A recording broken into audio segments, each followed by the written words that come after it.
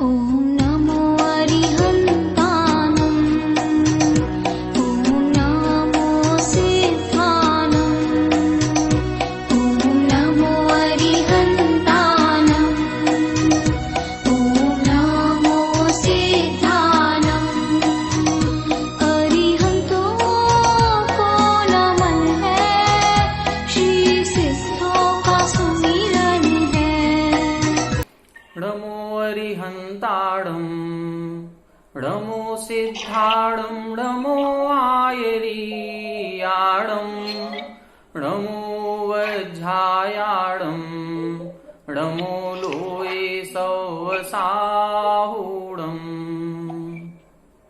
1008 श्री मूलनायक आदिनाथ भगवान की जय। द्वासांग जिनवाणी माता की जय। आचार्य श्रेष्ठ आचार्य गुरुवर श्री 108 विद्यासागर जी महाराज की जय। जगत पूज्य निर्यापक श्रमण मुनि पुंगव श्री 108 सुधा सागर जी महाराज की जय। जगत पूज्य मुनि श्री 108 प्रणम्य सागर जी महाराज की जय। समस्त मुनि संघ की जय।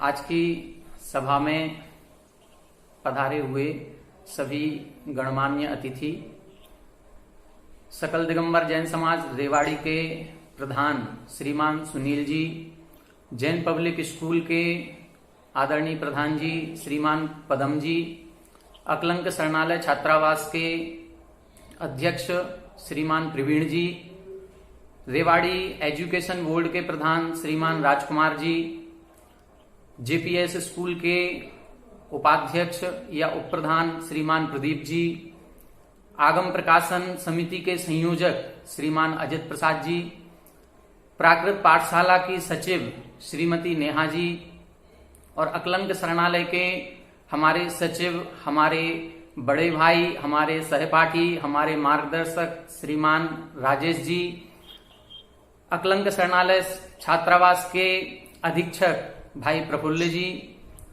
शरणालय छात्रावास जो है उस छात्रावास के जुड़े हुए सभी छात्रों के अभिभावक और सभी प्यारे छात्रों, आज ये बड़ा सौभाग्यशाली अवसर है कि हमें आप सभी के बीच जुड़ने का अवसर प्राप्त हुआ।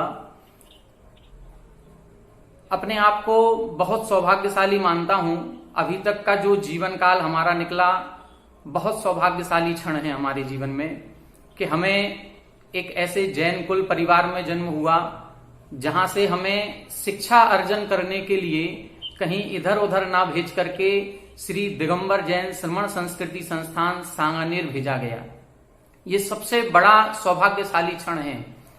ये जो काल हमने उस श्रमण संस्कृति संस्थान में लगभग 14 साल हम वहां पर रहे, 5 साल अध्ययन किया और करीब 8-9 साल वहां पर अध्यापन कराया।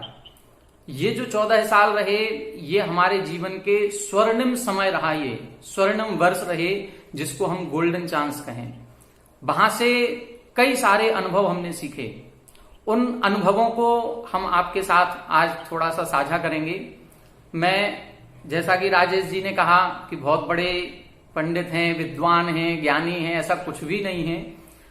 हमारे पूज्य गुरुवर समाधिस्थ श्री रतनलाल जी वेनाड़ा जी साहब के चरण सन्निधि में जो कुछ भी ज्ञान प्राप्त हुआ है, बस उसी ज्ञान की बदौलत है कि आज हमें आपके बीच जुड़ने का सुअवसर प्राप्त हुआ। आप लोग बहुत सौभाग्यशाली हैं। प्रायः करके हम छात्रों को भी बोल रहे हैं, उनके अभिभावकों को भी बता रहे हैं और जो हमारे समाज के बुद्धिजीवी वर्ग आज जुड़ा हुआ है उनसे भी कहना चाहते हैं, ये बहुत ही पुण्य का अर्जन का अवसर आप सभी को प्राप्त हुआ है।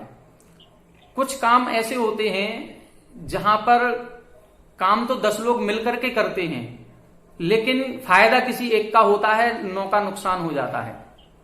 कुछ काम ऐसे होते हैं जहां पर 10 लोग मिलकर के काम करते हैं, लेकिन 2-4 का फायदा होता है, कुछ का नुकसान होता है।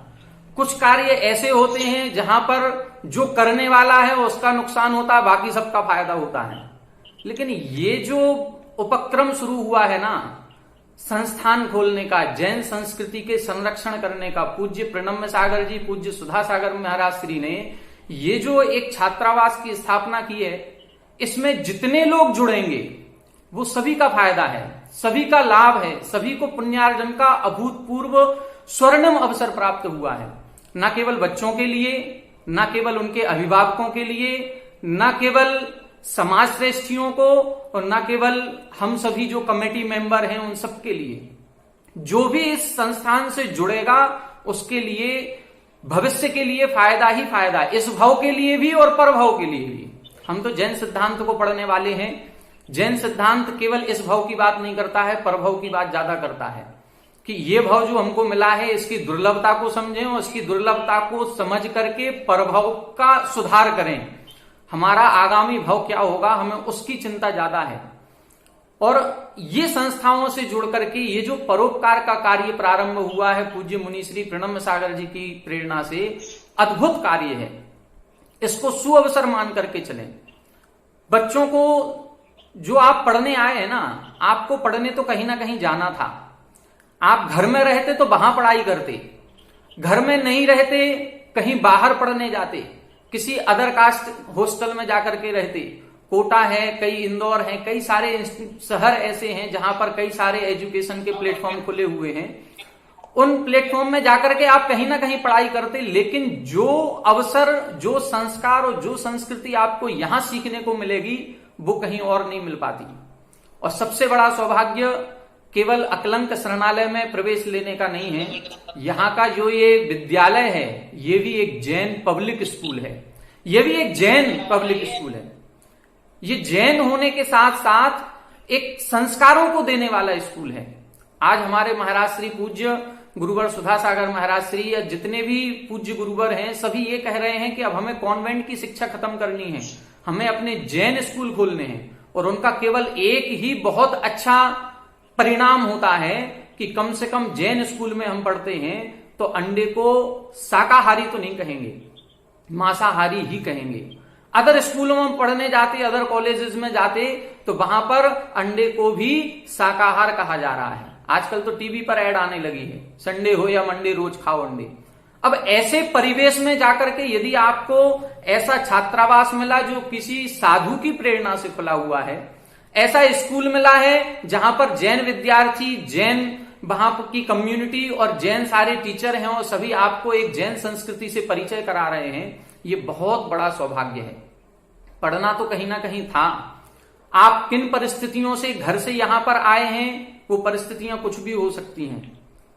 क्योंकि एक मनोविज्ञान हम थोड़ा सा बताना चाह रहे हैं कि जो माँ बाप होते हैं ना, उनके पास दो परिस्थितियां होती हैं। इसमें जो भी अभिभावक जुड़े हैं इसको गलत तरीके से ना लें। एक छोटा सा मनोविज्ञान है कि ये उम्र जो होती है ना, आपकी जो उम्र है कक्षा 8 से या 7 से आप प्रवेश दे रहे हैं, ये लगभग 12 या 13 साल की उम्र होती है बच्चों की। और ये यहां से टीनेज प्रारंभ हो जाता है, किशोरावस्था शुरू होती है और ये जीवन की बहुत महत्वपूर्ण स्थिति होती है। इस समय जब बच्चे छोटे होते हैं, 3 या 4 साल के होते हैं, आज प्री प्राइमरी स्कूल खोलने का चलन क्यों हो गया? वो छोटे बच्चों से माँ बाप भी एक तरह से परेशान हो जाते हैं घर पर। उनको ये लगता है कि अब इस बच्चे ने ये फैला दिया, इधर सोफे का कवर खींच दिया, उधर बर्तन फैला दिए, उधर कपड़े फैला दिए। वो माँ परेशान हो जाती है तो उसको लगता है कि बच्चा 2 घंटे के लिए कहीं चला जाए तो बहुत अच्छा है। परेशान वैसे नहीं होती है, एक माँ है वो, लेकिन उसको ऐसा लगता है कि हम 2 घंटे के लिए चाहे भले पड़ोस में ही खेलने चला जाए वो, लेकिन उतने में वो घर गृहस्थी का काम संभाल लेती है। एक उसका मनोभाव ये होता है। इसी तरह से ये उम्र जो 12-13 वर्ष की आती है ना, इस समय बच्चे कुछ ज्यादा समझदार हो जाते हैं। और ये इतने ज्यादा समझदार हो जाते हैं कि हर बात पर तर्क नहीं करते, कुतर्क करने लगते हैं, हर बात पर जिद करने लगते हैं। और वो कुतर्कों को, तर्कों को सहन करना कई बार माँ बाप के बस में भी नहीं रह पाता। और उनको ऐसा लगने लगता है कि यदि ये कहीं बाहर चला जाए पढ़ने के लिए तो बहुत अच्छा हो। ये मनोभाव अंदर से आने लगते हैं।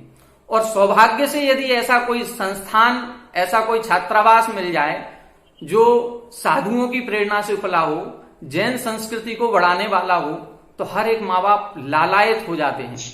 और मुझे लगता है कि आप लोग जितने भी विद्यार्थी यहाँ आए हैं, उनके अभिभावक निश्चित रूप से अपने आप को सौभाग्यशाली मानते होंगे कि इतना अच्छा स्थान हमें पढ़ने के लिए, अपने बच्चों को पढ़ाने के लिए मिला है।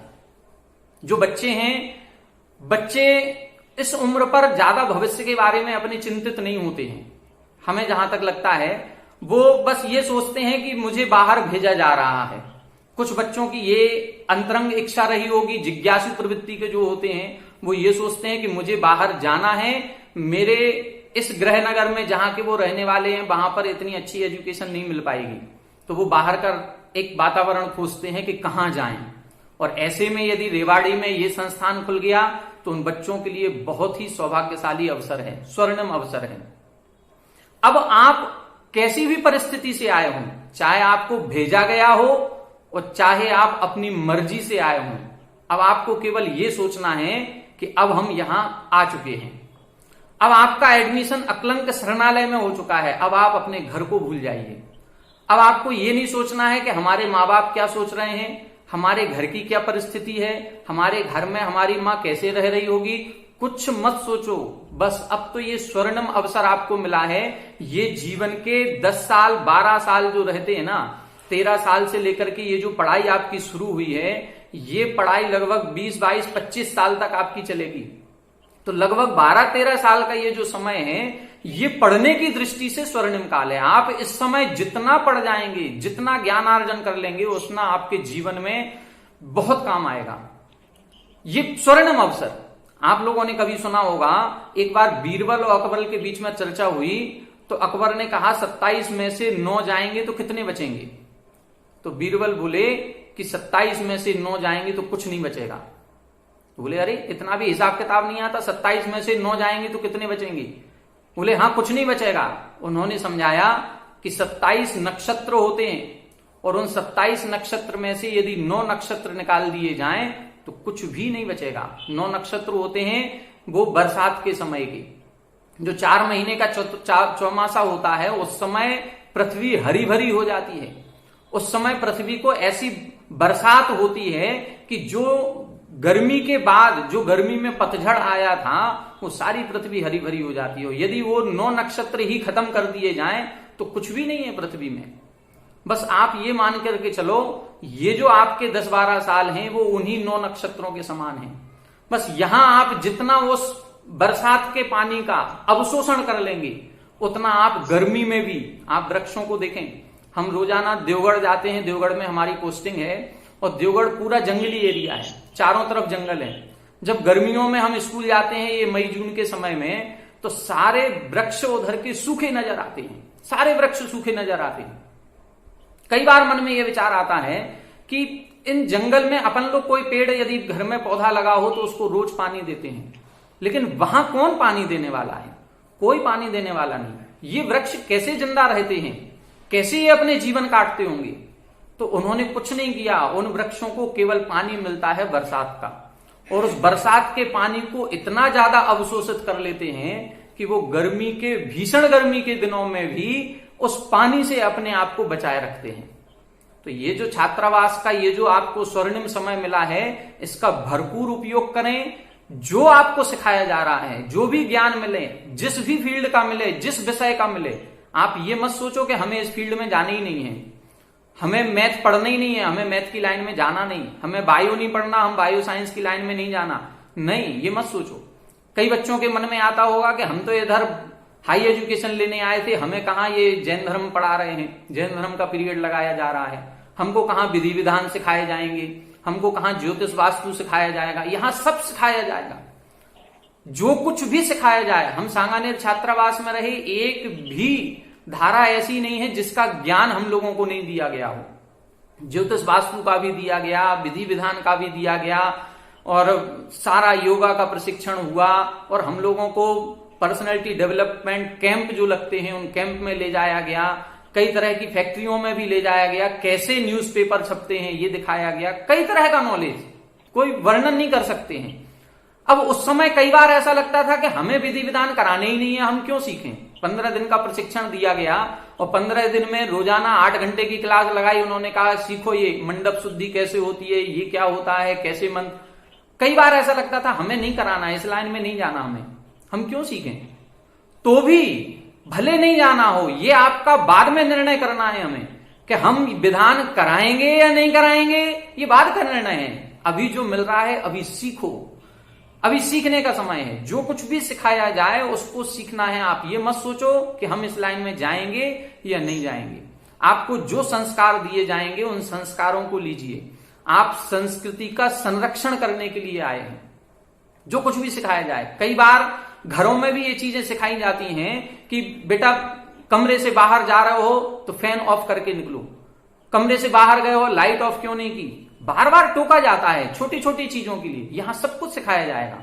ये इसलिए नहीं सिखाया जाएगा इधर कि फैन ऑफ इसलिए करना है क्योंकि बिजली की बचत करनी है, नहीं। यहां पर धार्मिक दृष्टिकोण दिखाया जाएगा, वैज्ञानिक दृष्टिकोण तो दिखाई जाएगा। धार्मिकता से हमें कितना नुकसान है, कितने जीवों की हिंसा होती है, लाइट ऑफ क्यों करनी है, कितने जीवों का नुकसान होता है, हिंसा होती है। सारी चीजें धार्मिक और वैज्ञानिक दृष्टिकोण से सिखाई जाएंगी। आपको वो संस्कार दिए जाएंगे, वो जीवन भर काम आएंगे आपके। पूज्य हमारे समाधिस्थ गुरु जी हमेशा एक अपना संस्मरण सुनाते थे।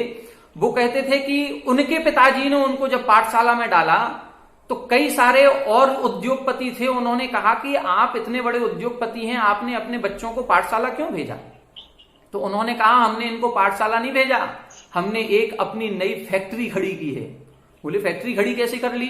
बोले इनको पाठशाला भेजने से इतने अच्छे संस्कार इनके अंदर आ जाएंगे कि जो पैसे का ये दुरुपयोग करते वो हमारा पैसा पूरा बचेगा।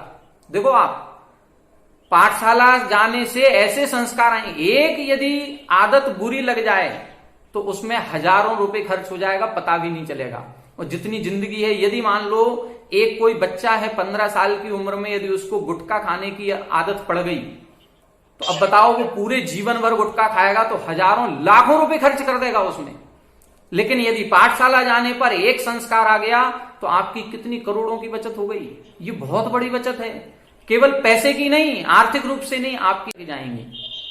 और आपको कई बार ऐसा लगेगा, शायद सुनने में बड़ा अटपटा लगता है, लेकिन ये संस्कार आपने कभी सोचा नहीं होगा कि एक फैन ऑफ करना या लाइट ऑफ करना किसी को नौकरी दिला सकता है। आपने कभी सोचा नहीं होगा कि रात्रि भोजन का त्याग करने इस नियम से हमें नौकरी मिल सकती है। आपको छोटा सा उदाहरण बताते हैं। एक अभी व्हाट्सएप पर मैसेज आया था करीब 5-6 महीने पहले, हमने पढ़ा, उसको बहुत अच्छा लगा। एक छोटा सा बच्चा, उसको घर पर बार बार टोका जाता था कि बेटा बाहर जा रहे हो, क्यों लाइट बंद क्यों नहीं किए, क्यों पंखा चालू छोड़ दिया आपने, इसको बंद करो, क्यों ब्रश कर रहे हो, नल चालू है आपका, पानी बह रहा है। वो बच्चा झुंझला गया, बार बार टोकते हैं। अब जब वही बच्चा बड़ा हुआ और उसके अंदर टोकते टोकते वो आदत बन गई कि जब कहीं भी वो कहीं जाता था और नल खुला हुआ है कहीं का, रेलवे स्टेशन पर भी है, और वहां नल की टोंटी से यदि पानी गिर रहा है तो वो टोंटी को बंद करता था। उसकी हैबिट बन चुकी थी ये। एक बार जब वो इंटरव्यू देने के लिए गया तो वो इंटरव्यू जहां रखा गया वो 2nd फ्लोर पर रखा गया, और नीचे से जहां से रिसेप्शन से उसको जाना था, रिसेप्शन के पास वेटिंग रूम रखा गया और उसको ऊपर तक जाने में एक हॉल और 2 जीने पार करने थे। जैसे ही वो सीढ़ियों पर गया, सीढ़ियों पर उसने देखा अरे लाइट जल रही है, दिन के 12 बज रहे हो, इधर लाइट जल रही है। उसने वो लाइट ऑफ कर दी। वो थोड़ा और ऊपर गया, उधर एक वाटर कूलर रखा था, वाटर कूलर से टोंटी से पानी गिर रहा था। उसको लगा अरे ये पानी फैल रहा है, उसने वो टोंटी बंद कर दी। और थोड़ा सा ऊपर गया, हॉल से निकला, हॉल में फैन चल रहा था, कोई बैठा ही नहीं, उसने वो फैन ऑफ कर दिया। और जैसे इंटरव्यू के रूम में पहुंचा, उधर रूम में पहुंचते ही अपना उसने परिचय दिया, तो उन्होंने जो पैनल बैठा हुआ था उस पैनल ने उनसे कुछ प्रश्न नहीं पूछे, उन्होंने सीधा एक अपॉइंटमेंट लेटर दिया। अपॉइंटमेंट लेटर दिया उसको, बोले कि ये आपकी अपॉइंटमेंट लेटर। वो बच्चा जो युवक था वो हक्का बक्का रह गया कि ये क्या हो रहा, अभी आपने हमसे कुछ पूछा नहीं, हमारा प्रोफाइल नहीं देखा, आपने ऐसे कैसे हमको ले लिया। तब उन्होंने कहा कि आपका इंटरव्यू हो गया, ये देखो सीसीटीवी कैमरे लगे हुए हैं। हम यही देख रहे थे कि हमारी फैक्ट्री में जो नौकरी करने आएगा वो हमारी कितनी बचत करेगा, वेस्ट नहीं होना चाहिए कुछ भी। उन्होंने केवल यही ऑब्जर्व किया कि इतने सारे कैंडिडेट निकले यहां से, सीढ़ियों से कई सारे गए, लेकिन किसी ने लाइट बंद नहीं की, किसी ने पंखा बंद नहीं किया, किसी ने वाटर कूलर का नल बंद नहीं किया, उस व्यक्ति ने किया। तो उसकी एक छोटी सी आदत ने, उसके ना तो डॉक्यूमेंट्स देखे गए, ना उससे कोई प्रश्न पूछा गया, केवल उसकी अच्छी आदतों की वजह से उसको नौकरी मिली। कुछ समय पहले एक वीडियो आया था, शायद श्वेतांबर समाज का था। श्वेतांबर समाज में रात्रि भोजन नहीं करते हैं, उसको चौबयार बोलते हैं, शायद चौबयार या चौबहार ऐसा कुछ शब्द आता है, वो शब्द पर्टिकुलर याद नहीं। अपन रात्रि भोजन त्याग मान करके चले।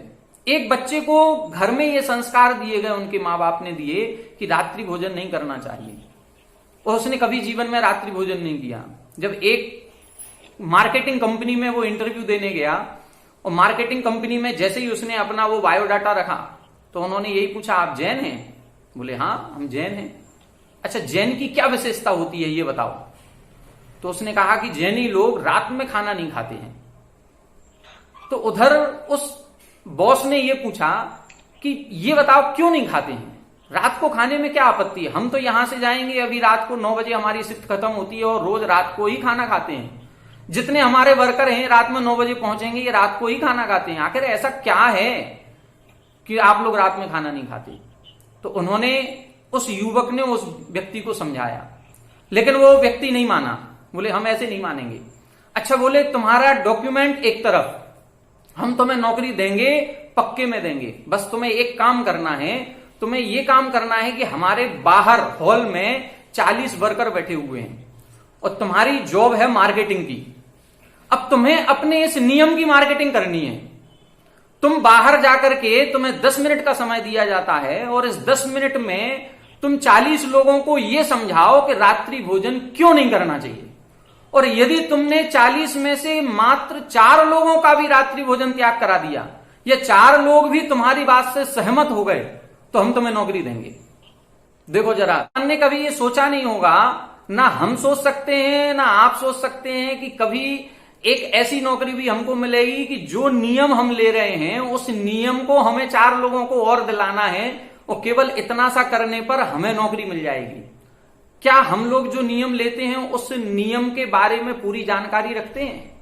क्या वैज्ञानिक दृष्टिकोण है? क्या धार्मिक दृष्टिकोण है? हम कैसे दूसरे को कन्वेंस करें? और उसको 10 मिनट दिए गए, और उस व्यक्ति ने 10 मिनट में, वो जो उसको समय मिला, उस 10 मिनट के अंदर में उसने सबको कन्वेंस किया, और इतने अच्छे तरीके से कन्वेंस किया कि 4 नहीं 40 में से 20 लोग उसकी बात को सहमत कर गए, और 20 लोगों ने ये नियम ले लिया कि अब हम भी रात्रि भोजन नहीं करेंगे। बहुत बड़ी बात होती है। मतलब एक हमारा संस्कार, हमारी एक छोटा सा नियम, यदि हमारे अंदर केवल इतना नहीं है कि हमने केवल एक नियम लिया है इसलिए हम बहुत बड़े महान हैं। हम जो कोई भी नियम पालन करें, जो भी हम संस्कार अपने जीवन में लें, वो क्यों हमने लिया है, हमें उस दूसरों को भी पहुंचाना है, हमें मार्केटिंग उसकी भी करनी है। जैसे पूज्य सुधासागर महाराज श्री को कई बार प्रवचनों में कहते सुना होगा कि वो कई बार ऐसा कहते हैं मजाक मजाक में कि हम तो जिनेंद्र भगवान के वो सेल्समैन हैं, और कितने अच्छी तरीके से पूरा विश्लेषण करते हैं कि अच्छे अच्छे लोग कितने बड़े बड़े मंदिर, करोड़ों रुपया दान दे रहे हैं।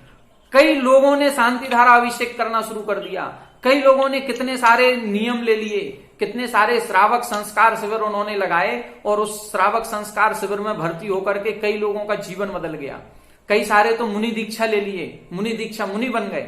तो ये एक अपने धर्म के प्रति एक बहुमान, सम्मान, ये सारी चीजें यहां सिखाई जाएंगी छात्रावास में। ये हम लोगों को, आपको ये ध्यान रखना है, इस छात्रावास का उद्देश्य, इसका नाम है अकलंक शरणालय। आप लोगों को ज्ञात होगा अकलंक देव कौन थे। अकलंक देव वो महान आचार्य थे जिनकी बदौलत आज हम इस जैन धर्म को अच्छी तरह से सुन पा रहे हैं, समझ पा रहे हैं। संस्कृति के रक्षक थे। पूज्य प्रणम्य सागर जी महाराज ने क्या सोच करके ये नाम दिया, धन्य है वो, बहुत अच्छा नाम दिया, अकलंक शरणालय। अकलंक देव ऐसे थे जिन्होंने कितनी विषम परिस्थितियों में ज्ञान प्राप्त किया। लगभग मुझे लगता है 6वीं 7वीं शताब्दी के आचार्य रहे होंगे, और उस समय कोई एजुकेशन प्राप्त करने का माहौल नहीं था। बौद्ध धर्म के, बौद्ध संस्थाओं में जाकर के पढ़ाई करनी पड़ती थी, अपनी पहचान छुपानी पड़ती थी, अपनी पहचान, अपने धर्म को, सबको छुपा करके उन्होंने ज्ञानार्जन किया। और एक बार ऐसी उनकी उनकी जो पहचान थी, वो जो उन्होंने छुपाई, वो उजागर हो गई और एक ऐसी परिस्थिति, ऐसी विपदा आन पड़ी कि पीछे से सैनिक दौड़ाए गए कि इन दोनों भाइयों को कत्ल कर दो, यहीं मार डालो इन दोनों को। इन्होंने झूठ बोल करके, इन्होंने धोखा दे करके ये हमारा ज्ञान प्राप्त किया है। ऐसी विषम परिस्थितियों में तो ये अकलंक देव थे, उनके पीछे वो जो दो भाई थे, एक निकलंक और अकलंक, जब दोनों भागे वहां से, वो पीछे सैनिक घोड़े पर, और दोनों भाइयों में से निकलंक अकलंक से कहते हैं भैया आप कहीं छुप जाओ, और अकलंक कहते हैं निकलंक से आप कहीं छुप जाओ, हम एक जन भी बच गए तो हम संस्कृति की बहुत रक्षा कर पाएंगे। निकलंक ने कहा कि अकलंक भाई आप बड़े हैं और आपको एक बार में याद होता है। उनकी बुद्धि बहुत प्रखर थी, एक बार पढ़ने मात्र से उनको याद हो जाता था। बोले हमारी बुद्धि इतनी अच्छी नहीं है, आपकी बुद्धि इतनी तीव्र है, प्रखर है, यदि आप बच जाएंगे तो जैन धर्म की बहुत प्रभावना होगी। और आगे जाकर के एक कहीं कोई शायद धोबी का लड़का वहां पर बैठा हुआ था, अकलंक देव कहीं एक चट्टान के पीछे छुप गए और ये निकलंक जाकर के उस धोबी के पास जाकर के बैठ गए। पीछे से सैनिक आए, उन्होंने सोचा यही हैं दोनों भाई, और दोनों का सिर कलम कर दिया। अब सोचो जरा कितनी बड़ी विपदा आई होगी कि एक भाई के सामने एक भाई को मार दिया गया, और वो जो टीस उनके अंदर लगी, वो जो निकलंक का बलिदान था, उस बलिदान की बदौलत है कि आज हमारी अकलंक देव महान आचार्य बनकर के उभरे और कितने सारे ग्रंथों का उन्होंने निरूपण किया, कई सारे वादी प्रवादियों को उन्होंने शास्त्रार्थ में हराया, अपने जैन शासन की प्रतिष्ठा की। आज जो कुछ भी जैन दर्शन हमको देखने को मिल रहा है वो अकलंक स्वामी की देन है।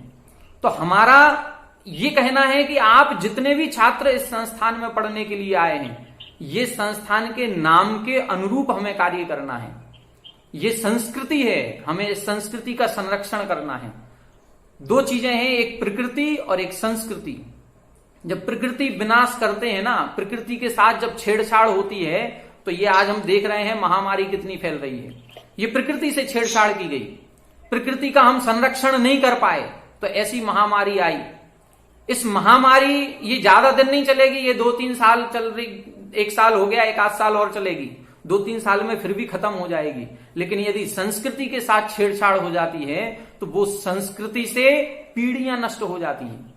एक बार यदि कुसंस्कार पड़ गया तो वो केवल एक पीढ़ी नहीं, आगे आने वाली 10 पीढ़ियां नष्ट हो जाती हैं, वो सही रास्ते पर नहीं आ पाती हैं। तो हमें संस्कृति का संरक्षण करना है, और वो संस्कृति का संरक्षण करने के लिए ही ऐसे संस्थान खुलवाए गए हैं। आप लोग पढ़ाई तो कहीं भी कर सकते थे, लेकिन गुरु का आशीर्वाद और हमारे ये जैसे श्रवण संस्कृति संस्थान के योग्य विद्वान श्री राजेश जी, प्रफुल्ल जी, आपके द्वारा जो शिक्षा दी जा रही है, ये अनूठा कार्य है।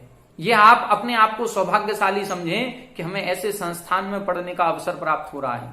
अब हमें अपने अंदर में आपको वो अकलंक की अनुभूति जगानी है कि हम अकलंक जैसा बन करके दिखाएंगे। हमें अकलंक बनना है, एक एक छात्र अकलंक के समान है। हमारे जितने अभिभावक जुड़े हुए हैं, उन अभिभावकों से भी कहना है कि इनको इतना अच्छा मोटिवेट करें कि ये यहां पर आकर के अपने घर को भूल जाएं, घर से बार बार फोन ना करें विद्यार्थी को।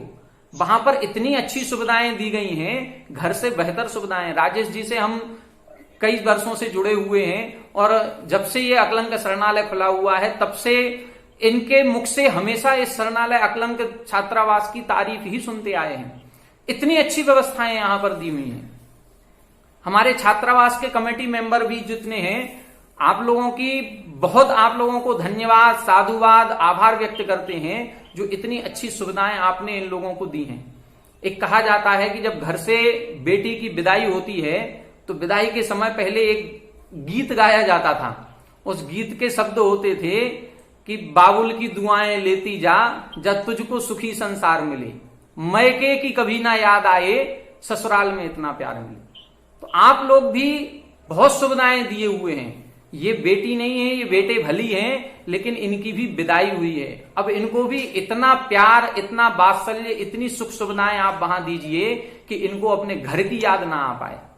इतना प्यार हमको इनको देना है।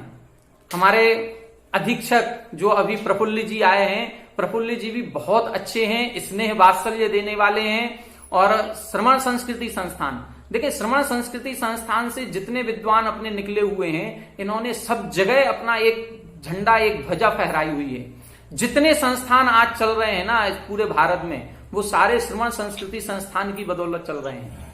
आप देखें जरा, एक हैदराबाद में संस्थान चलता है, उस हैदराबाद में जो पार्श्वनाथ गुरुकुल है उसको कौन संभाले हुए हैं? पंडित शैलन शास्त्री जी संभाले हुए हैं, श्रमण संस्कृति संस्थान के स्नातक हैं।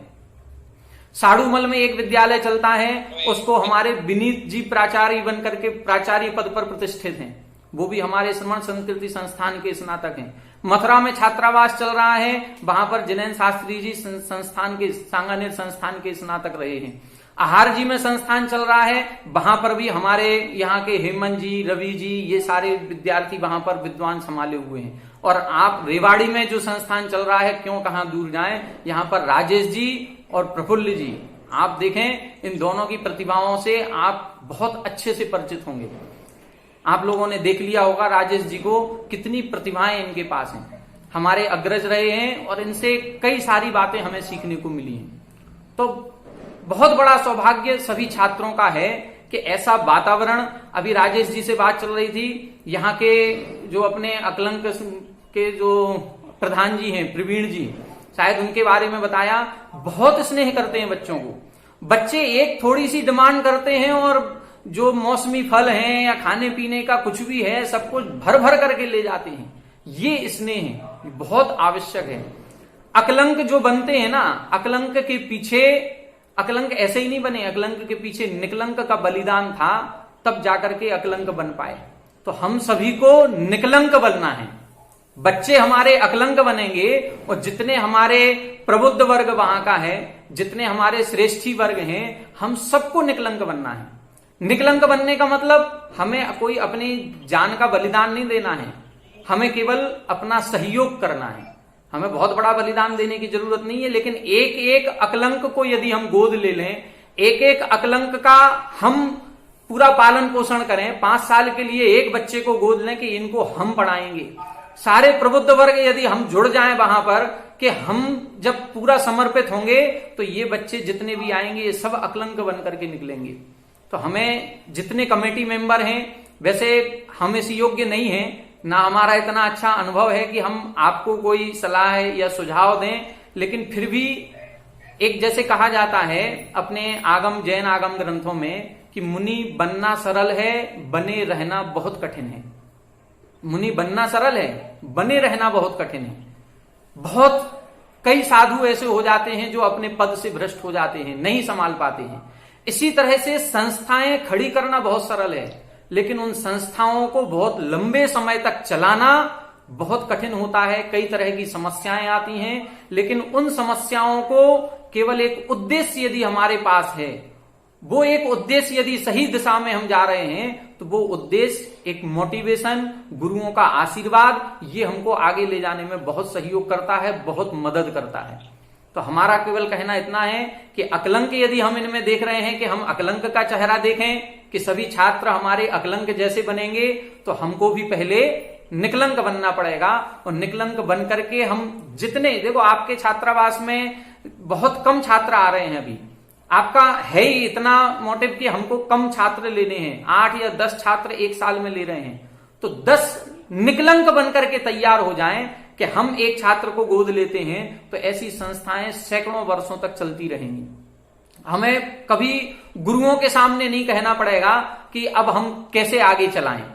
सबसे बड़ी समस्या आर्थिक परिस्थितियों की होती है, और आर्थिक रूप से यदि हम सबल हैं तो फिर हमारा जो संस्थान है वो सैकड़ों युगों युगों तक चलता रहेगा। तो सभी छात्रों से भी कहना है कि आप लोग मन लगा करके पढ़ाई करें, ये स्वर्णिम अवसर आप लोगों को मिला है। सभी आपके प्रधान समाज के सहयोगी, जैन पब्लिक स्कूल जैसा स्कूल मिला है, जैन टीचर मिले हैं सारे, राजेश जी और प्रफुल्ल जी और सभी कमेटी मेंबर्स का आपको स्नेह वात्सल्य मिल रहा है, इससे अच्छा स्वर्णिम अवसर हम नहीं समझते हैं कि कभी जीवन में आएगा। और यहाँ के जो बिताए हुए पल हैं, ये पल आपको पूरे जीवन भर ऊर्जा देंगे और पूरे जीवन भर आनंदित करेंगे। यहाँ जो ज्ञान की चर्चा आपको मिलेगी, ये आपको पूरे जीवन भर संस्कारित करके रखेगी। तो आप लोग सभी बहुत अच्छी तरह से जो पढ़ाया जा रहा है, जिस रूप में पढ़ाया जा रहा है, उसको पढ़ें, पूरे मन और मनोयोग से, पूर्ण समर्पण भाव से पढ़ें। ये मत सोचें कि हमें इस लाइन में नहीं आना था, हमें दूसरी लाइन में जाना, ये नहीं सोचें। तो आज आप लोगों के बीच में जुड़ने का सौभाग्य, सुअवसर हमें प्राप्त हुआ। बहुत बहुत आभारी हैं हम, बहुत बहुत धन्यवाद आपका करते हैं राजेश जी का विशेष रूप से, कि राजेश जी आपने, देखो आपसे तो जुड़ाव हमारा पिछले 14 सालों से, 20 सालों से है। आपने हमें हमेशा मार्गदर्शन दिया, हमेशा स्नेह वात्सल्य दिया। आप पहले बैच के विद्यार्थी रहे और हम द्वितीय बैच के रहे, तो हमारे तो ये अग्रज रहे और इन्होंने हमेशा मार्गदर्शन हमारा किया कि आगे कैसे बढ़ना है। आप स्वयं आगे बढ़े और हमको भी आगे बढ़ाया। और आज आप एक, देखो जैन पब्लिक स्कूल में तो आप सेवाएं दे ही रहे हैं। ये आपका बहुत बड़ा सौभाग्य है कि आपने एक संस्था को संभाला है। श्रवण संस्कृति संस्थान के विद्वान, एक एक विद्वान इतनी हैसियत और इतनी योग्यता रखता है कि एक एक छात्रावास को स्वयं संभाल सकता है। और ये राजेश जी को आप देख ही रहे हैं कि राजेश जी वहां के शायद सचिव हैं और पूरी सेवाएं अपनी वहां पर दे रहे हैं। और एक ऐसे अकलंक शरणालय जैसे छात्रावास को आपने संभालने का जिम्मा उठाया है। हम बहुत बहुत आपका साधुवाद करते हैं। हमारी कमेटी वहां की जो प्रधान जी हैं, प्रवीण जी हैं, सुनील जी हैं, प्रदीप जी हैं, सभी का बहुत बहुत धन्यवाद, बहुत बहुत आभार। आप लोगों को इतना अच्छा सुअवसर ये प्राप्त हुआ है। बस इतना ध्यान रखें कि इसमें हमें पीछे ना हटना पड़े, हम केवल आगे ही आगे बढ़ते जाएं। निकलंक को याद रखें, बस हम निकलंक को याद रखेंगे तो संस्था बहुत अच्छी चलेगी।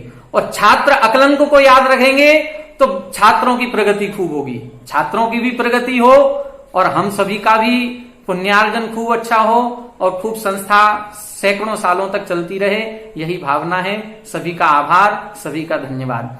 मेरी और भी जो भी शक्ति होगी, समय होगा, जैसा राजेश जी ने निवेदन किया कि जून माह में कुछ बच्चों को यदि क्लास ले सकें तो देखेंगे, जैसी अनुकूलता रहेगी। राजेश जी आप तो जो आदेश देंगे, आप हमारे बड़े भाई हैं, जो आदेश आप देंगे वो शिरोधार्य रहेगा। आप तो केवल आदेश दीजिए, हम पूर्ण मनोयोग से, पूर्ण समर्पण भाव से बिल्कुल आपसे जुड़े रहेंगे। सभी का बहुत बहुत धन्यवाद, सभी को बारंबार आभार। मैं निवेदन करूंगा